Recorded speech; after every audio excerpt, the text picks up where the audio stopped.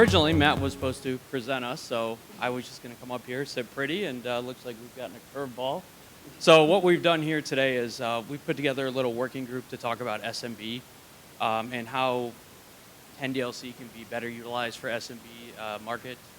And so that's what the goal of today was to talk about our pain points, talk about some solutions we've come up with, and then talk about next steps. So I am here to moderate. I've got the easiest job. I get to ask a lot of questions to this very intelligent panel here. So please listen to them. And we were told that happy hour is starting regardless of how long we take. So if we are still here and happy hour is open, I would like an old fashioned. Get started. So first one, well rehearsed, Brad and Sarah.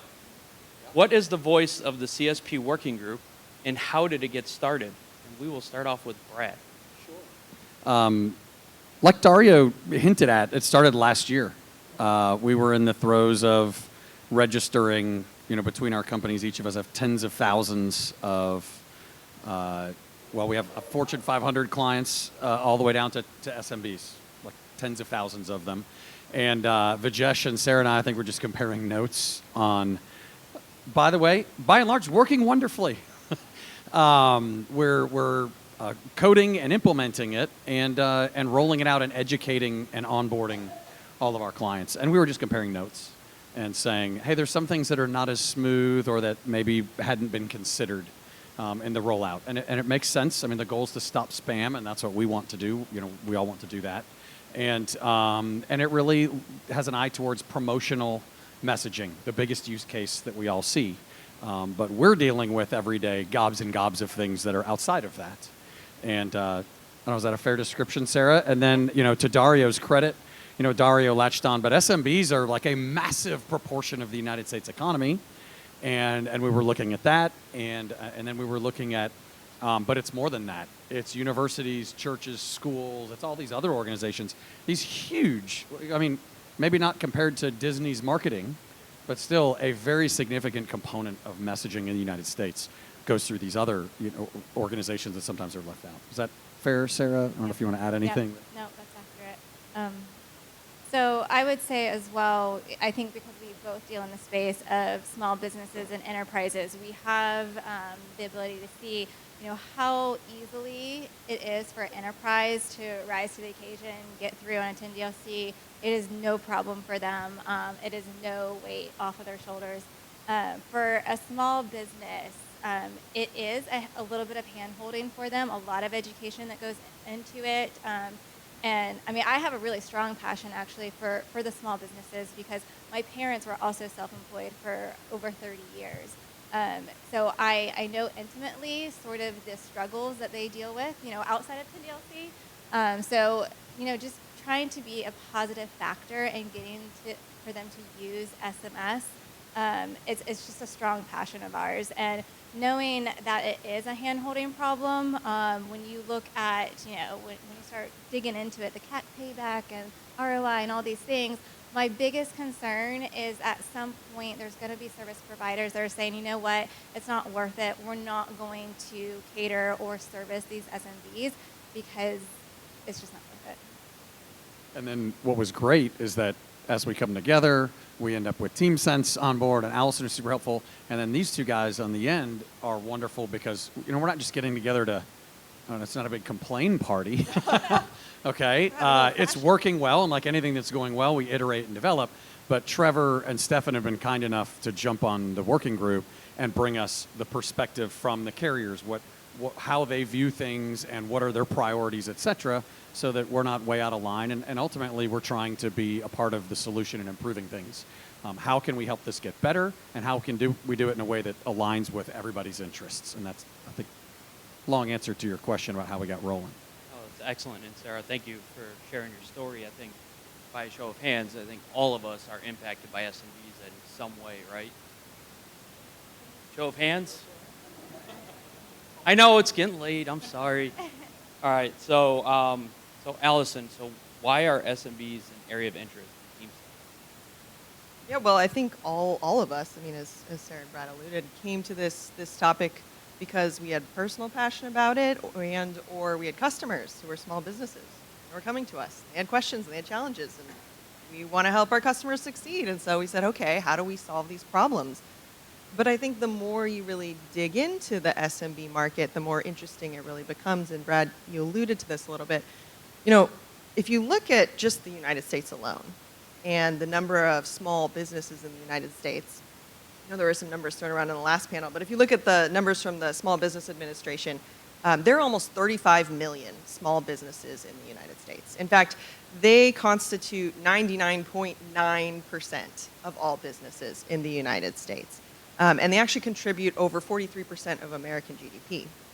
And of course, if we were to look at this internationally, those numbers get exponentially larger. But the reality is this is a really large segment. And it's fairly underserved. I mean, many of us, for many years as an industry, we've really focused on big brands, on enterprises. And as Sarah said, you know, they've done a really good job of sort of keeping up with the evolutions in the industry. But these small businesses have not had an easy time accessing the messaging market. And so there's a massive growth opportunity here for us as an industry to really engage and come alongside them and see how do we help equip them to effectively participate. Great answer. Curveball. So we didn't plan for this question. So what challenges did we solve for, or did we attack during this working group? It opened to all three of you. Stefan, I'm saving for last. I'll be the sucker. I'll take the bait.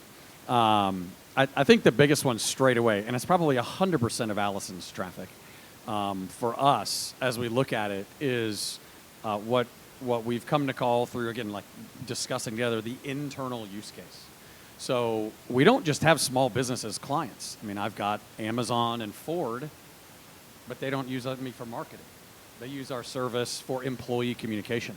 So we're sending millions and millions of messages to Amazon employees all over the country, and that use case is just not there, you know. And so that was one that really, I think, you know, one of the, you know, if we were dreaming about what this, we're a working group, what this working group could accomplish would be, hey, maybe run some stuff by us, because I think the three of us in 5 minutes could have said there's a huge gap in the use cases that have been rolled out that unfortunately, we could have identified right away. So I took the bait. Sorry, there it is. That was a kind of a big one, but it's okay. It's working.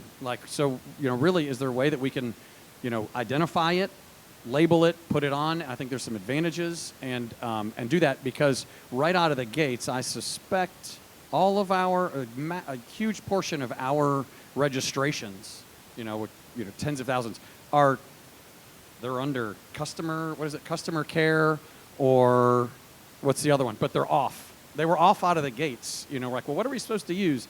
And so, like, you know, that was one. Like, oh man, this is cool, brand new toy. Oh, we gotta, you know, shoehorn in, you know, 20,000 clients. Is that fair? Yeah, that's exactly right. I think, you know, our goal, what I think we've really appreciated over the last 5 years, is the evolution, obviously, of TCR, and just the structure and the clarity that it's brought, which is really helpful. And then wanting to evolve that and add to it. And we've all seen sort of this internal use case grow. And for TeamSense is a platform that works with large manufacturers of hourly employees to provide a digital connection to their hourly employees. And usually we're working with like big factories. I mean, Amazon's actually a great example. But folks where the hourly employees have no corporate email address. There's no other channel in which to work with these folks. And so if you want to get important information to them, the only channels that exist if you don't use text message are phone calls and bulletin boards. I mean, we're talking about like stuff out of the 1950s, folks. And that is what many of our customers are using before they come to us. And so we see this massive use case where we've got, thousands of employees, millions of messages where employees either need to contact their employer or vice versa to have conversations that, you know, many of us might have over email, but they don't have that option. And just to be clear, like, it's largely working great. We're just ready, I think, wanting more. You know, I think without a doubt, the privacy policy threw a lot of our clients for a loop. So I'll give you an example, because it affects larger clients as well. So we had, and I've mentioned this one in Las Vegas. Sorry for those of you that heard this before. But we had the Omni Hotel in, I think it's Boone, North Carolina. It's a historic hotel. Some of you have probably been there before. When the hurricane was hitting and flooding, all the floods were hitting, they were actually ahead of the game. They came out a couple days beforehand, created an account with us, paid us, and ultimately it was privacy policy. You know, we couldn't get Omni Hotel privacy policy changed. But they were like, but we're trying to communicate with our employees, and then they just disappeared and stopped communicating with us. They had 1,000 employees they were trying to communicate in a very rapid basis, and they were confused. You know, they're confused about why the. Oh my gosh, that's fantastic! The service here is incredible in Miami. Get a tip for that, man. That is fantastic. Thank you, Brian. But it was a shame that they left. But they also had like, how am I supposed to adjust the Omni Hotel's privacy policy for their customers so that I can send a message to my 1,000 employees? It's not. It's just like iterative development. Like, you know, hey, maybe we can improve on this. I think that was fantastic answers by both of you. And I think that's one thing to highlight from this working group is that 99% of everything we were able to solve, the challenges were all current, within the current carrier and CTA code of conduct and guidelines. So we didn't ask for anything special or unique for SMBs. It was more of how do we speak to them in their language to help them, you know, register 10 DLC campaigns. So we've talked a lot about SMB. We hit on a little bit about enterprise. Stefan, we're going to come to you. You got 18 minutes. And 32 seconds. 32. My ice is melting already. So one of the things that came out of this was the discussion of an internal use case. So we've all heard about it, employee communication. You know, when we're working with small and medium businesses, mainly them, not me, they go and they look and they want to register and they're looking at the use cases and nothing quite fits internal employee communication. So they fit it into what works for them and what's compliant. So, but out of this, we thought that having an employee use case in TCR might be beneficial because most of the people we are working with don't do messaging every day. So when they go and look at a document or they go onto a website and they see employee communications, now that's a lot easier for them to understand. So Stefan, with that idea and something that we have talked about, what from the process now for TCR will it be to get something like that implemented? Well, first of all, I just want to correct something that Brad said. Sorry. Not surprising. TCR and or I speak on behalf of carriers. Oh, sorry. We work within our own ecosystem within TCR, and we can tell you what it takes to generate use cases or to look at how this is going to be resolved. So with the new use case, there's different ways of looking at this. We can look at it. We have many use cases right now, and introducing another use case, some would say, would increase the complexity that we already have, even though it would decrease the complexity in the eyes of the customers who have. So in some cases, it could be, you know, are there use cases that we could change so that we just changed the title of it, the description of it, and we made it available so that it would then be better understood? Do we add a description to a more generic use case to make it so that it reads that it's for employee conversations? Or is there a real need for this unique use case? Those are the elements that we sort of look at when we're sort of trying to decide on these things. And we do sort of talk to everybody in the ecosystem to make sure that we're getting a lot of input, which does include the DCAs, which does include the carriers. And so we generally talk about this to see what the consensus of opinion is. To bring it back to this working group then about, you know, what are the next steps? If a new use case was going to be rolled out, then it really would necessitate a 6-month notification into the marketplace. And that's because there are many DCAs that require a 6-month lead time to make major changes, which this would be from their code base. So it's relatively easy in terms of a suggestion. But the implementation, obviously the lowest hanging fruit is to find something that's there now and change it so that you're not looking at a shoehorn, or your customers are not looking at a shoehorn and then reading documentation. That would be the far easiest one, and would be a preferred option from me, but obviously, and would be a preferred option from the ecosystem because it remedies everything like in a week. But otherwise, then the other extent is a 6 month. Look, that only took me 4 minutes.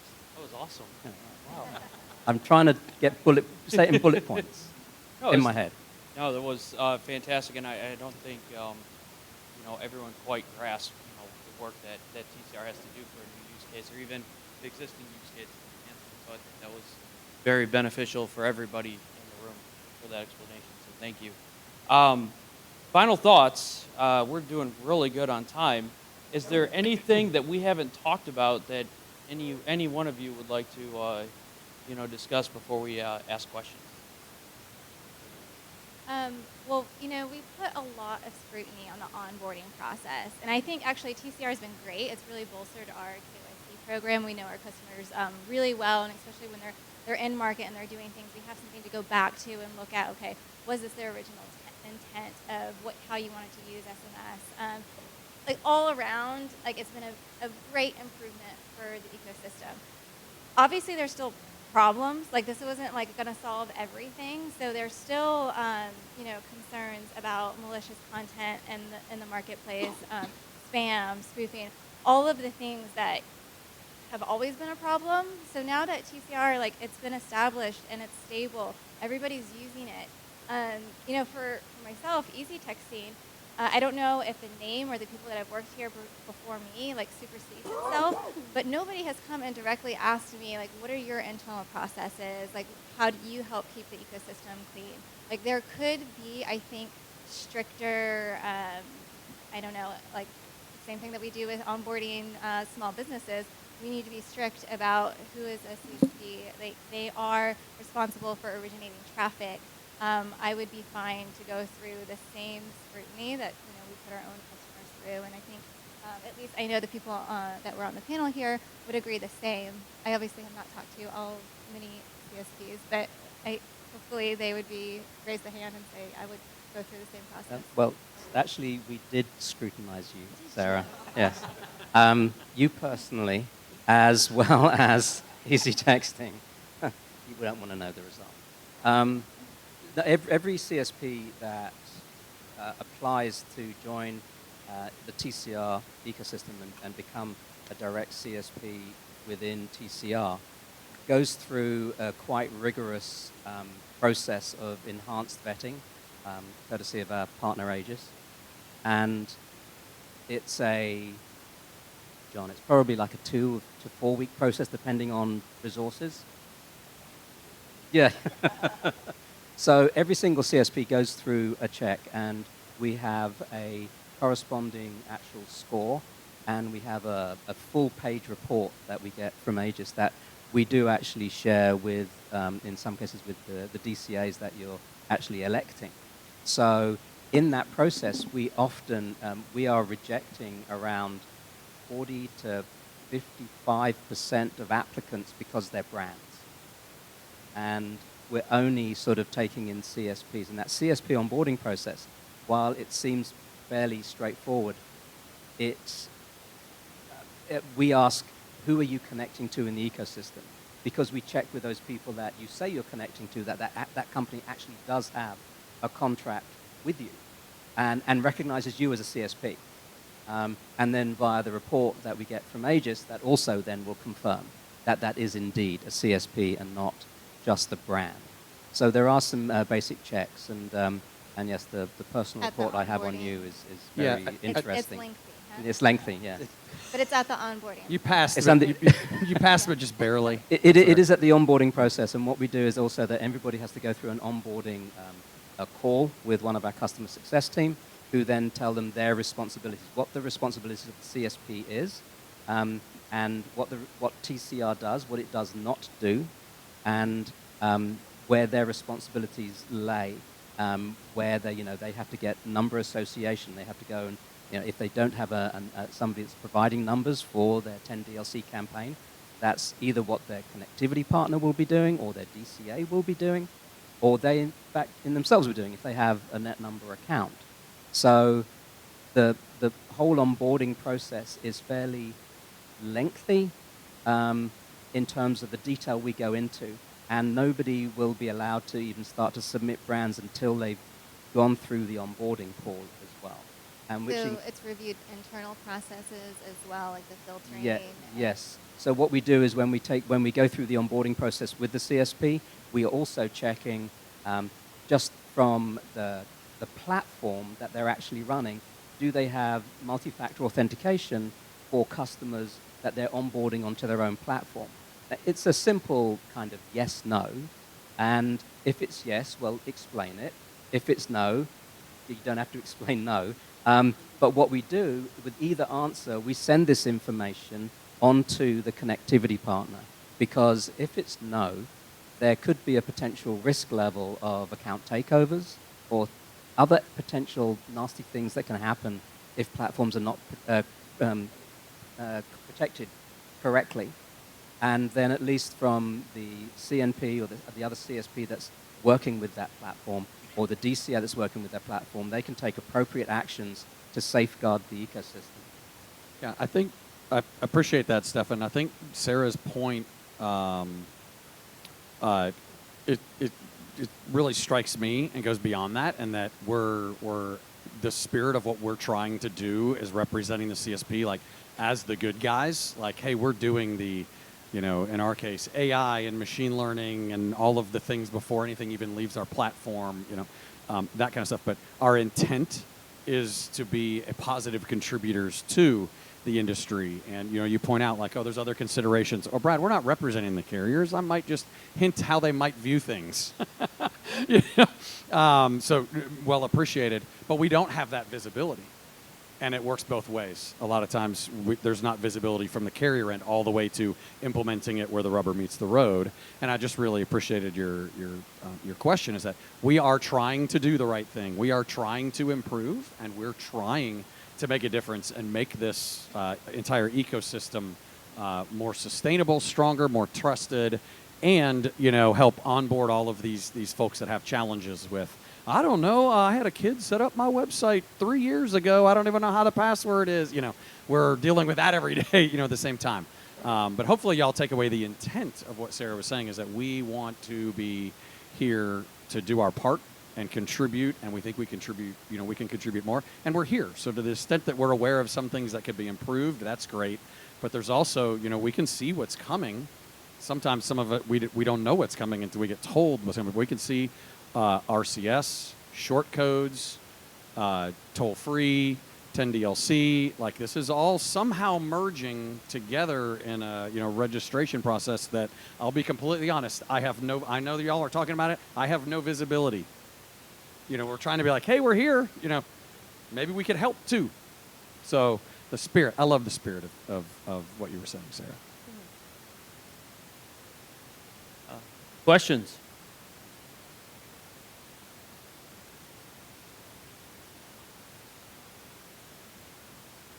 Are we recruiting new CSP members? Yes.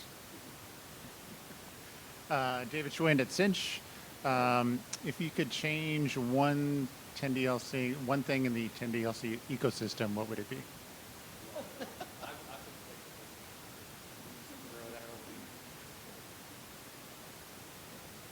That's a dangerous one. So obviously, we already mentioned the internal use case, which I think we see a lot of value in adding that as a potential use case. I think if you're talking about the ecosystem as a whole, what I think would be really helpful is actually to have the kind of dialogue that we just actually had, which was fantastic. Because I think what ultimately we would like is, like, we would also love feedback on the things that we're saying, hey, we think this could be evolved. We'd love to have a really open dialogue as an industry around how we could make the compliance be as effective as possible in keeping out bad actors, because we would also like to keep this to be a trusted channel and grow the channel, while also enabling as many good actors as possible to participate, right, and drive that growth. And I think the only way that that happens is through collaboration through a bunch of different constituencies. So we'd love to see that open dialogue. Some examples that, we've talked about, Brad mentioned, for example, the privacy policy. I have so many customers who come to me like, I don't have a privacy policy for my employees. There's like an employee handbook, but I don't know what to do with that question. Or I had a snowplow company who wanted to use text messaging to notify their employees when there was a big snowstorm, who was assigned to different parts of the city. And they do municipal contracts. They don't have any sort of marketing. They didn't have a website. They had no online presence. And they were like, why do I need an online presence to send a text message? And just trying to help figure out, like, how do we help them understand? I think we as an industry can do a lot better educating and helping them participate effectively in that. And that's all going to be through collaboration. Yeah, my experience is by and large they understand when you say we're trying to keep, this is an industry effort that is trying to keep spam off of your phones. Everybody goes, oh yeah, that's a good thing. And then the privacy policy, frankly, is the one that's the hardest to explain. So I need a publicly facing privacy policy. That privacy policy you're scrutinizing is for my customers. I'm trying to text my employees. That's where we've had the hardest time. We're like, but that doesn't make any sense. And then we just sit there and, can you just do this? And the one thing that had come up a lot on our calls was, at the end of the day, is if you're a CSP and you're stuck, your best first course of action is to reach out to your DCA and see if there's a way to collaborate and solve that problem together. Hey, Caitlin Long with Bandwidth. I love this little SWAT team that y'all formed, first of all.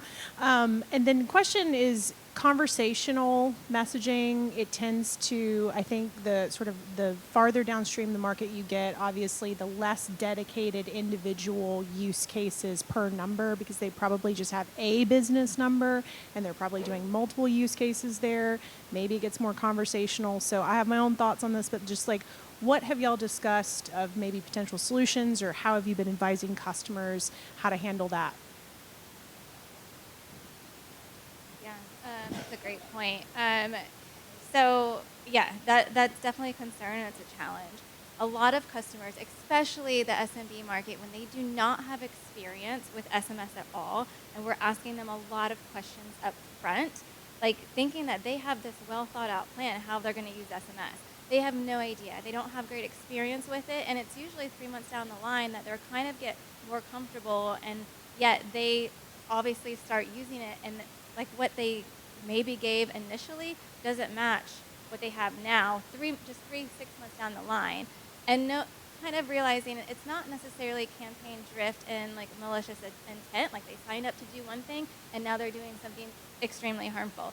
It's not that. It's now that they've gotten experience and, oh, this is how I want to use it. This is what I found that my customers are really receptive to. And so it's more of a campaign evolution. And now it's like, okay, now we need to kind of like backtrack and like kind of like, let's fix this and make it look accurate of like how you're sending today. But that is also a challenge that we see very often. Jonathan Izzo from Verizon again. Sorry, folks. Thank you for all of you.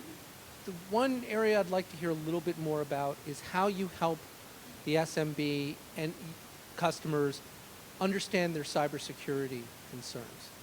Because one of the things that one of the first things I saw as sort of counsel, I'm the lawyer for our messaging, and seeing that one of the end customers had one of their a login was gotten by a malicious actor and was pushing through all sorts of bad stuff.